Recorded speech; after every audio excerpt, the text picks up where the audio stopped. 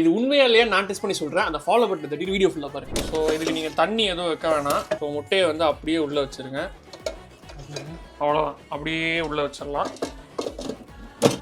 Start பண்ணிவிட்டு 120 டிகிரிஸில் 15 நிமிஷம்.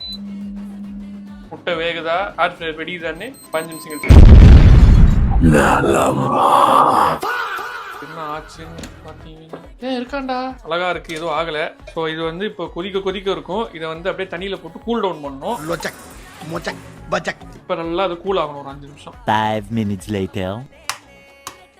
அழகா இந்த மாதிரி அது பாருங்க, அப்படியே பூ போல வந்துருச்சு. அவ்வளோதான். பாருங்க வெட்டி காட்டுறேன். இங்க பாருங்க அண்ணன், இங்க பாருங்க கத்தி எடுத்து வெட்டி காட்டுறேன். பாருங்க எதுவுமே ஆகல. இது பாருங்க பர்ஃபெக்ட்லி பாயில்டு எக்ஸ்.